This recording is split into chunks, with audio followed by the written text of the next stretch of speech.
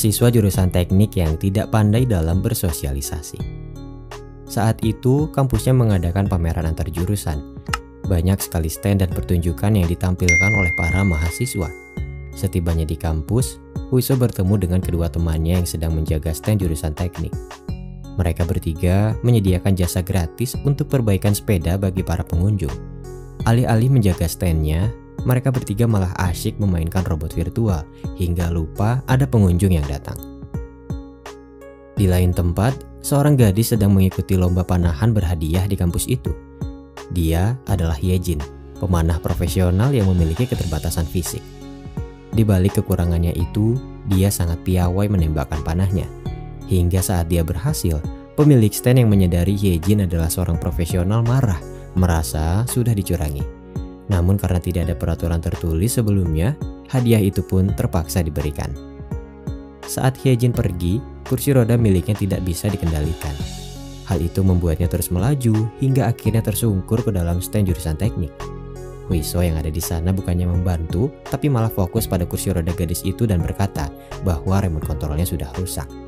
Saat ditanya apakah kamu bisa memperbaikinya, Huiso yang tidak pandai bersosialisasi berkata, 네, 고칠 수 있어요. 여기 공구랑 다 있어가지고.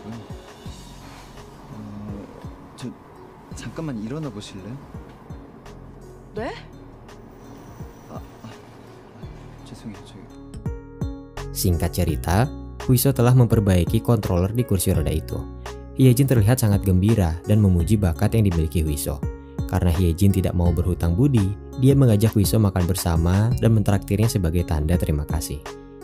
Huiso merekomendasikan tempat makan yang menurutnya enak. Namun sayangnya, perjalanan ke restoran itu tidaklah mudah. Sebuah tangga yang menjulang tinggi seolah menghalangi Hyejin untuk pergi. Huiso yang tidak peka hanya bisa diam tanpa solusi. Hyejin akhirnya berkata, jika mau makan di tempat itu, gendonglah aku.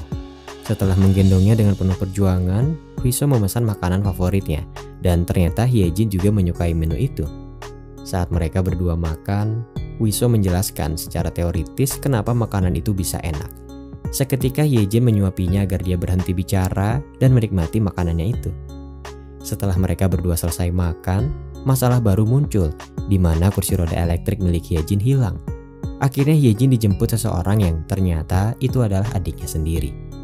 Karena merasa bertanggung jawab, Huiso memberikan kartu mahasiswanya sebagai jaminan bahwa dia akan mengganti kursi roda yang hilang itu. Di saat itulah, Hyejin mulai menyadari bahwa Huiso adalah sosok yang spesial bagi dirinya. Sementara itu, Huiso kembali ke stand jurusan teknik. Dia membuka situs online untuk mencari kursi roda itu. Sayangnya Huiso tidak sanggup menggantikannya karena ternyata harganya sangat mahal. Mendengar hal itu, temannya berkata, jika tidak sanggup membelinya, maka buatlah sendiri. Sebagai mahasiswa jurusan teknik, Huiso tahu betul bagaimana cara membuatnya. Seketika dia bergegas pulang, lalu merancang kursi roda itu di bengkel sepeda milik keluarganya. Sementara itu, ayah Hyejin marah kepadanya karena dia telah bertindak gegabah dan ceroboh. Nampaknya hubungan dia dan ayahnya itu kurang baik. Hyejin menegaskan bahwa dia bisa mengatasi masalahnya sendiri. Beberapa hari kemudian, setelah kursi roda itu dibuat, Huiso pergi ke gimnasium tempat di mana Hyejin berlatih panahannya. Setibanya di sana, dia bertemu Hyejin dan dua teman latihannya yang juga memiliki keterbatasan fisik. Huiso memberikan kursi roda itu dan menjelaskan kepada Hyejin bahwa dia membuatnya sendiri karena tidak sanggup membeli kursi roda yang baru. Hyejin terlihat sangat antusias dengan kursi roda buatannya itu. Setelah mencobanya, dia sangat gembira. Dan setelah itu, dia mengajak Huiso dan dua teman lainnya pergi ke suatu tempat. Mereka pergi ke sebuah gudang lalu minum bersama sembari bercandaria. Huiso yang merasa tidak bisa meminumnya menghentikan mereka dan berkata hal-hal teoritis lagi. Hyejin menegaskan bahwa dia harus ikut minum jika ingin berteman dengannya. Huiso akhirnya ikut minum bersama mereka hingga akhirnya mabuk dan tidak menyadarkan diri.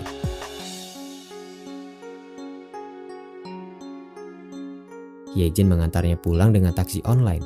Di sana dia bertemu dengan kedua orang tuanya Huiso yang sedang memperbaiki sepeda. Hyejin merasa bersalah karena sudah mengajak Huiso minum bersama. Namun sang ibu menjelaskan bahwa dia sangat senang karena berkat Hyejin, anaknya itu bisa bersosialisasi selayaknya pria pada umumnya. Belum sempat mengobrol lama, Hyejin harus pergi karena pelatihnya sudah menunggu. Keesokan harinya, jurusan teknik dan elektro di kampus Wiso akan mengadakan pertandingan airsoft gun. Karena kekurangan pemain, Wiso mengajak Hyejin untuk bergabung ke dalam timnya itu. Singkat cerita, jurusan teknik berhasil memenangkan pertandingan berkat bantuan Hyejin yang mengalahkan mereka dengan caranya sendiri.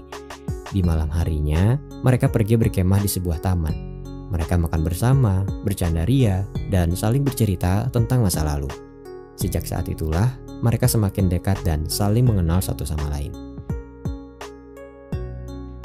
Setelah itu, Hyejin kembali dihadapkan dengan perilaku sang ayah yang selalu mengatur kehidupannya. Sang ayah bermaksud untuk menjodohkan putrinya itu dengan anak pegawai yang bekerja di toko miliknya. Hyejin sangat yakin bahwa pernikahan itu hanya karena sebuah harta, bukan karena pria itu mencintai dirinya dengan tulus. Hyejin yang merasa dirinya sudah dibuang, marah, lalu kemudian pergi. Ternyata Hyejin pergi menemui Wiso di rumahnya. Setelah mencoba teknologi VR, dia merasa terhibur dan suasana hatinya kembali ceria. Tidak lama dari itu, dia berkata bahwa dirinya akan sibuk karena dia akan mengikuti seleksi untuk tim nasional panahan. Wiso berjanji kepadanya, dia akan pergi melihat pertandingan itu. Keesokan harinya, Hyejin bertemu dengan ibunya yang sudah lama pisah karena bercerai. Setelah bercerita tentang ayahnya, sang ibu memberinya nasihat untuk membuktikan tekadnya itu kepada ayahnya jika memang ingin hidup mandiri. Hyejin tersadar bahwa selama ini dia belum bisa membuktikan apapun. Oleh karena itulah, sang ayah belum percaya dan belum bisa melepaskan dirinya untuk hidup sendiri. Singkat cerita, hari seleksi pun dimulai. Salah satu temannya Hyejin tiba-tiba mengalami kram otot dan terpaksa pelatih harus membawanya ke UKS. Karena waktu semakin habis, temannya Hyejin meminta Wiso yang ada di sana untuk menggantikan pelatih guna mengantar mereka ke tempat seleksi. Wiso tiba-tiba menolak dan beralasan bahwa dia harus pergi menemui dosennya. Hyejin paham dan membiarkannya pergi, karena dia tahu Wiso tidak bisa menyetir akibat trauma yang dialaminya di masa lalu. Setelah kejadian itu, Wiso menjadi termotivasi untuk berlatih mengendarai mobil dan menghilangkan rasa takutnya. Teman satu jurusannya membantu dia sebisa mungkin hingga akhirnya dia berhasil mendapatkan lisensi mengemudinya. Beberapa hari kemudian, Hyejin sudah memenangkan seleksi di babak pertamanya. Tidak lama dari itu, Wiso datang dan mengejutkan Hyejin karena dia sudah bisa mengendarai mobil seorang diri.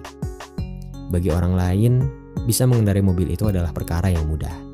Tapi bagi Hyejin, itu merupakan perkembangan besar yang sudah dilalui Wiso sejauh ini.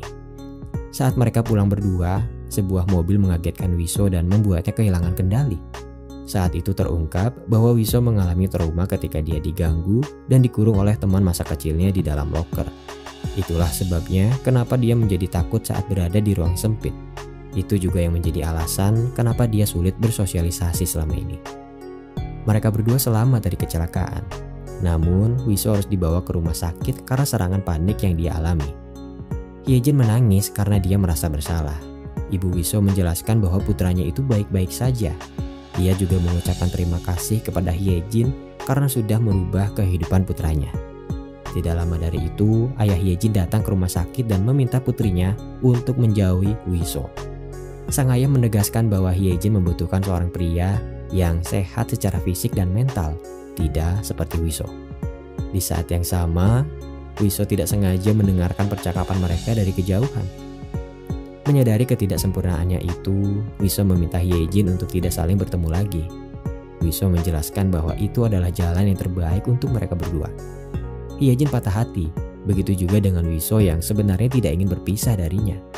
Dan singkat cerita, tiba saatnya bagi Hyejin untuk menyelesaikan seleksi di babak terakhir. Seleksi itu terasa semakin berat karena beban pikiran yang dia alami. Di saat yang sama, Wiso menyadari bahwa Hyejin membutuhkan dukungan darinya saat ini. Dia kembali memberanikan diri dan pergi ke tempat seleksi itu bersama teman-temannya yang sudah menunggu. Setibanya di sana, Wiso bergegas menemui Hyejin dan berkata bahwa dirinya tidak akan lari lagi dari rasa takutnya. Dia juga berkata ingin selalu berada di sisi Hyejin dalam situasi dan kondisi apapun.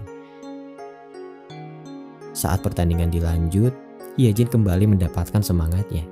Satu persatu anak panahnya terus mengenai target hingga akhirnya Hyejin dan lawannya dinyatakan seimbang karena poin yang mereka miliki sama. Di kesempatan terakhirnya, Hyejin menyerahkan seluruh kemampuannya dan memenangkan seleksi tingkat nasional tersebut. keluarga dan temannya turut berbahagia. Dan singkat cerita, hubungan Hyejin dan ayahnya semakin baik.